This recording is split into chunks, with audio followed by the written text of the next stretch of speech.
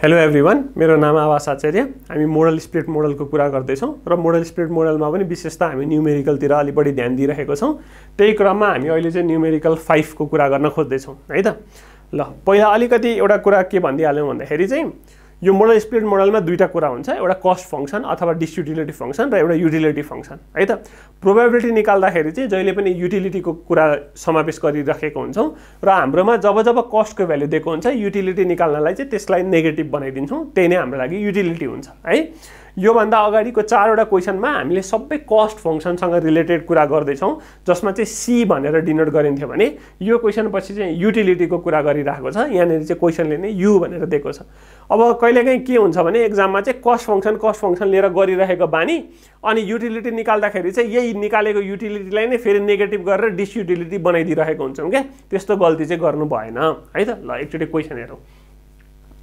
A simple work mode choice model is estimated from data in a small urban area to determine the probabilities of individual travelers selecting various modes.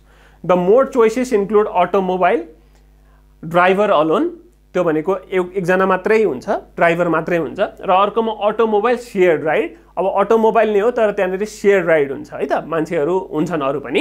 And bus B and the utility functions are estimated as भनेर तीनवटाको फरक दिइरहेको छ। योभन्दा अगाडिको numerical सम्झिनुहुन्छ भने सबैको लागि कस्ट फंक्सन एउटै थियो भन्ने तरिकाले हामी गरिरहेको थियौँ। यहाँनिर चाहिँ ड्राइभर अलोनको युटिलिटी फंक्सन छुट्टै छ, शेयर राइडको युटिलिटी फंक्सन छुट्टै छ र बसको युटिलिटी फंक्सन छुट्टै छ। अब के भन्छ भने where cost is in dollars and time is in minutes between a residential area and an industrial complex 4000 workers depart for work during the peak hour. For all workers the cost of driving and automobile is $6 है त। Automobile हाक्दा लाग्ने cost भनेको $6 with a travel time of 20 minutes. Travel time चाहिँ अटोमोबाइलमा हिँड्दाखेरि चाहिँ 20 minutes लाग्छ। And the bus fair is $1। बसमा हिँड्दा लाग्ने भाडा $1 with a travel time of 25 minutes. If the shared ride option always consist of two travellers sharing cost equally how many workers will take each mode भनेर भन्यो। भनिसकेपछि के रहेछ त भन्दा शेयर्ड राइड भन्ने अप्सन हेर्दाखेरि चाहिँ जहिले पनि ट्राभलर कतिजना हुन्छन्, 2 जना हुन्छन्, जसले चाहिँ भाडा के गर्छन् बाँड्छन् अथवा लागेको कस्ट के हुन्छ बाँड्छ है त। अब पहिलो काम भनेको यो क्वेसनले त कति पर्सेन्टेज कुन मोडमा हिँड्छन्, कतिजना मान्छे कुन मोडमा हिँड्छन्, 3वटा मोडमा डिस्ट्रिब्युट गरिदिनु भन्यो। यो क्वेसन मल्टिनोमियल लोजिक नै भयो।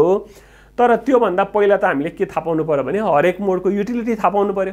त्यसपछि पहिला हरेक मोडको युटिलिटी निकाल्ने बेलामा के ध्यान दिनुपर्छ एकचोटि हेरौँ है त। ल युटिलिटी अफ ड्राइभर अलोन हैन, एकजना मात्रै हुँदाखेरि कति छ त 2.2 माइनस 0.2 इन्टु अटोमोबाइल ड्राइभ गर्ने कस्ट कति छ अब खोज्नु पर्यो है त। यहाँ के भनिरहेको छ भन्दाखेरि चाहिँ for all workers the cost of driving and automobile is $6 भनेपछि अटोमोबाइल ड्राइभ गर्ने कस्ट कति रहेछ $6।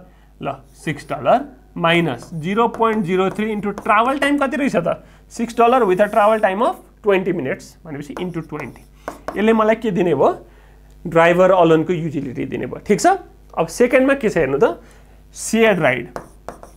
ल अब शेयर राइडको लागि एकचोटि पढौँ है त। लास्ट स्टेटमेन्ट के भन्छ if the share ride option always consist of 2 travellers. कतिजना ट्राभलर हुन्छ 2 जना ट्राभलर्स सेयरिङ कस्ट इक्वल्ली उनीहरूले कस्ट के गर्छन् बाँड्छन्। भनिसकेपछि के हुने भयो त हेर्नु त 0.8 minus cost of share ride कति हुने भयो, शेयर राइड पनि हुने त केमै हो अटोमोबाइलमै हो। अटोमोबाइल हिँड्दाखेरि कति कस्ट लागिरहेको छ $6। तर शेयर राइडमा कतिजना ट्राभलर हुन्छन् 2 जना, उनीहरूले कस्ट के गर्छन् बाँड्छन् भनेपछि एकजनालाई कति मात्रै लाग्छ 0.2 इन्टु 6 को आधा कति हुन्छ 3 मात्र लाग्छ। ठिक छ। माइनस अब राइडरको सङ्ख्या थपिँदैमा ट्राभल टाइम पनि आधी हुन्छ र हुँदैन। ट्राभल टाइम त पहिला 20 मिनट लागेको थियो भने 2 जनाको लागि पनि कति नै लाग्छ 20 मिनटै लाग्छ इन्टु 20 नै हुने। यो कुरा बुझ्नु पर्यो है त। भनिसकेपछि यो ड्राइभर अलोन र शेयर राइडको कुरा लिङ्क्ड रहेछ, तर ड्राइभर अलोनमा एकजना मात्रै चढ्छ, सबै कस्ट उसैले बेहोर्नु पर्यो। तर शेयर राइडमा कतिजना चढ्छन् 2 जना चढ्छन्, जसले कस्ट के गर्छन् इक्वल्ली बाँड्छन्। भनिसकेपछि एकजना मात्रै चढ्दा $6 लागिरहेको थियो, 2 जना चढ्दा कति लाग्छ $3 मात्रै लाग्छ। तर 2 जना चढ्दैमा ट्राभल टाइम छोटो हुने हो र होइन, एकजना चढ्दा 20 मिनट लाग्छ भने 2 जना चढ्दा पनि कति नै लाग्छ 20 मिनटै लाग्छ। भनिसकेपछि शेयर राइडको पनि के आउने भयो युटिलिटी आउने भयो। अर्को मलाई के को चाहिन्छ बसको चाहिन्छ equals to -0.2 into cost of bus कति छ त हेर्ने हो भने $1 रहेछ 1 माइनस 0.01 इन्टु ट्राभल टाइम बसमा हेर्दा कति लाग्छ 25 यसरी गर्ने हो भने बसको पनि युटिलिटी हामीले क्याल्कुलेट गर्न सक्ने भयो ठिक छ पहिलो काम भनेको यसरी युटिलिटी क्याल्कुलेट गर्ने एउटा ड्राइभर अलोनको अर्को शेयर राइडको र अर्को बसको है त यसको रेस्पेक्टिभ भ्यालु मैले यहाँनेरि राखिदिएको छु ड्राइभर अलोनको शेयर राइडको र सरी यो बस हुनुपर्ने यो बस हो है त यहाँ एसआर नै भएछ ल युटिलिटी अफ बस हो यो पनि है त ठिक छ ल तीनवटाको युटिलिटी हामीले निकाल्यौं युटिलिटी निकाल्ने बित्तिकै के निकाल्न मिल्छ प्रोबेबिलिटी निकाल्न मिलिहाल्छ ल त्यसो भए अर्को स्टेप भनेको हाम्रो के निकाल्ने रहेछ त भन्दाखेरि प्रोबेबिलिटी निकाल्ने रहेछ अब प्रोबेबिलिटी अफ मानिलियौं डीएल ड्राइभर अलोनको निकाल्दैछु भने युटिलिटी अफ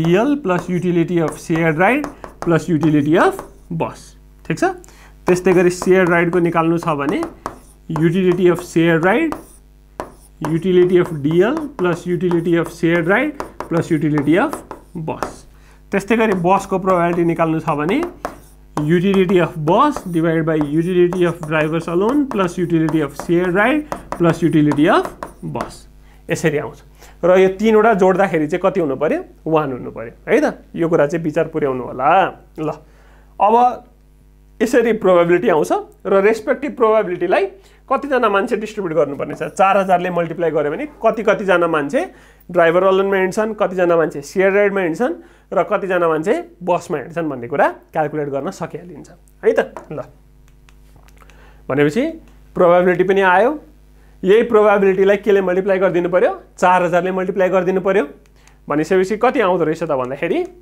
2132 जना मान्छे अटोमोबाइलमा हिँड्दा रहेछन् ड्राइभर अलोन शेयर राइडमा हिँड्ने 956 र बसमा हिँड्ने 912 मेरो तपाईलाई सजेसन चाहिँ के हो भन्दाखेरि जहिले पनि के विचार गरिदिनु भन्दा यो कुराहरु प्रोबेबिलिटीको भ्यालु त जहिले पनि 1 हुनुपर्छ नि त यो तीनवटा जोड्दा चाहिँ कति नै पुगोस् त भन्दाखेरि 1 नै पुगोस् कहिलेकाहीँ चाहिँ 0.9999 मा अड्क्यो भने तपाईले यसरी वर्करहरु डिस्ट्रिब्युट गर्दाखेरि इनरको सम कति भइदिदैन 4000 भइदिदैन हामीले त प्रोबेबिलिटी 1 किन नआको भन्दाखेरि डेसिमल पछाडी सबै डिजिट लेको हुँदैनौ त्यही भएर जोड्दा 0.999 मा अड्किन सक्छ तर त्यो त हुने त कति नै हो 1 नै हो त्यही भएर जहिले पनि लेख्दाखेरि चाहिँ 1 हुने गरी लेख्दिनु होला जस्तो 0.533 लास्टमा 3 र 9 जोड्दा 12 र 8 जोड्दाखेरि 20 अथवा 0 मै कम्प्लिट भयो भने यो टोटल प्रोबेबिलिटी त 1 नै छ भन्ने बुझिनु पर्यो नि यहाँनेरि पनि यो सबै संख्या जोड्दाखेरि कति नै हुनु पर्यो 4000 नै हुनु पर्यो तपाईहरुको एन्सरमा पनि त्यस्तो देखियोस् क्याल्कुलेसन कम्प्लिटली रङ हुने त होइन तर अलिकति कुरो चाहिँ बुझेको छैन कि भन्ने जस्तो मेसेज जान्छ यदि टोटल हामीले जति दिएको छ त्यति नै डिस्ट्रिब्युट गर्दैनौं भने है त हस् थ्यांक यू